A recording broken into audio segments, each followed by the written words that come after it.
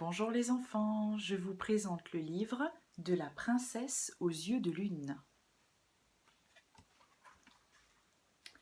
C'est la panique dans le village. Le dragon vert est revenu. Il est gros, il est énorme, il est gluant, repoussant, effrayant. Il crache d'immenses flammes. Elles sortent de sa bouche en faisant de longs pshhh. Et mieux vaut ne pas se trouver sur le chemin de ces longs pshhh, croyez-moi. Attention, attention, hurle la vieille Albertine. Trop tard, le feu vient d'enflammer le toit de chaume de sa maison. Tout flambe. Ça ne peut plus durer, déclare la petite Clémentine. Si on le laisse faire, ce dragon va brûler tout le village. Mais on a tout essayé, soupire la vieille Albertine. Oui, on a posé des pièges à dragons, on a dressé une muraille, on a alerté les gardes du roi. Clémentine hausse les épaules. Pff, le dragon se moque bien de votre piège. La muraille lui arrive aux genoux et les gardes se sont enfuis en hurlant de peur. C'est alors que le vieux Firmin s'approche. Il y aurait bien une solution, et il ajoute d'un air mystérieux. La princesse aux yeux de lune. La princesse aux yeux de lune? Le nom passe entre toutes les lèvres. Ne dis pas de bêtises, vieux sorcier, tonne la vieille Albertine. Voilà 100 ans que la princesse a disparu.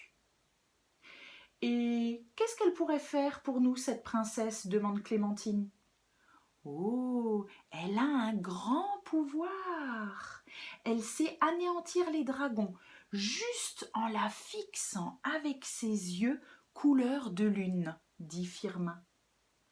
Ah bon? Eh bien moi je la trouverai, déclare la petite fille. Clémentine marche depuis des heures. D'après le vieux Firmin, la princesse serait dans la montagne. Mais c'est grand, la montagne, et voici que la nuit tombe. Clémentine entend de drôles de bruits. Pfff, fait un oiseau qui s'envole. Tagada, tagada, fait un chevreuil. Ouh, ouh, crie une chouette. Elle a bien envie de faire demi-tour. La lune s'est levée et illumine le ciel, et soudain, un rayon de lune se pose devant elle, comme un long chemin lumineux. Clémentine s'avance pas à pas et parvient à l'entrée d'une grotte. Entrera, entrera pas, elle entre. Un souffle régulier emplit le silence de la grotte.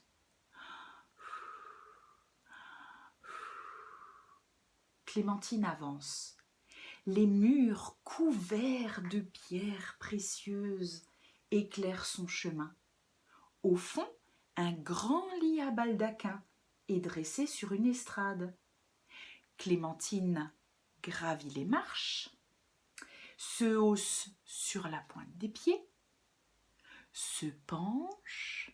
Oh, qu'elle est belle! Les longs cheveux d'or de la princesse sont répandus sur l'oreiller. Ses mains blanches reposent sur les draps de soie. Elle respire doucement.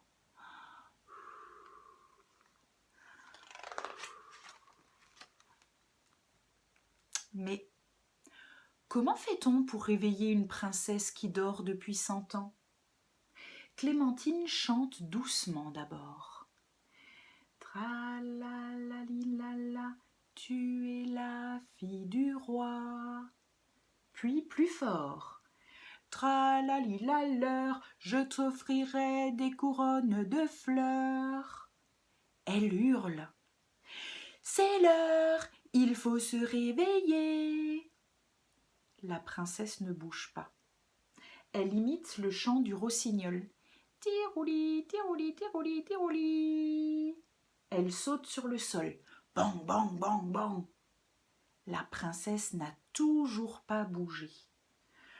Oh, Clémentine a tout essayé. Elle n'en peut plus. Elle pousse un gros soupir. Et alors? Et alors? Alors le souffle de Clémentine caresse le beau visage endormi, fait frémir les cils de la princesse qui tout à coup ouvre les yeux.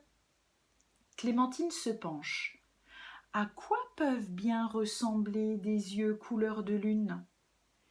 Elle se redresse, horriblement déçue.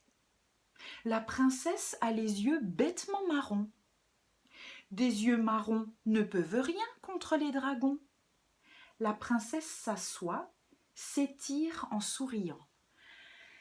Ah, j'ai dormi longtemps? Non, seulement 100 ans, dit Clémentine. 100 ans? Waouh! J'ai une faim à présent, moi. Faim? Il s'agit bien de ça, dit Clémentine. Pourquoi? Qu'est-ce qu'il y a? Interroge la princesse.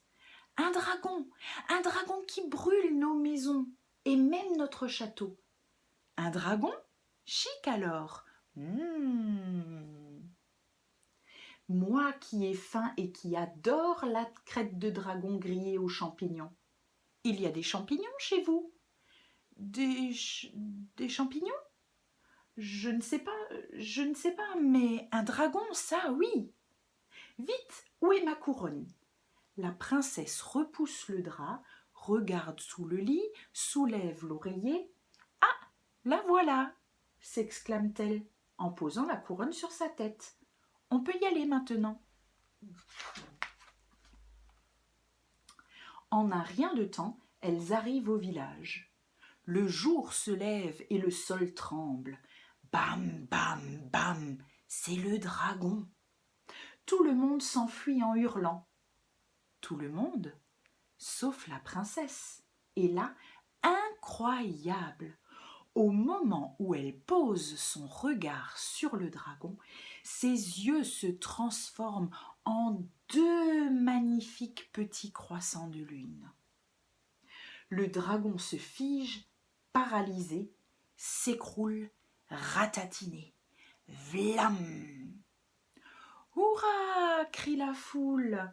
La princesse, elle, n'est pas impressionnée du tout.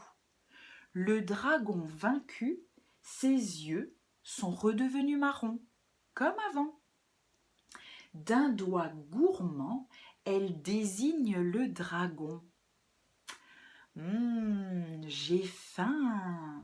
Je l'adore griller, moi, la crête de dragon. Avec des champignons. Vous avez des champignons? Et des petits lardons. Vous avez des petits lardons?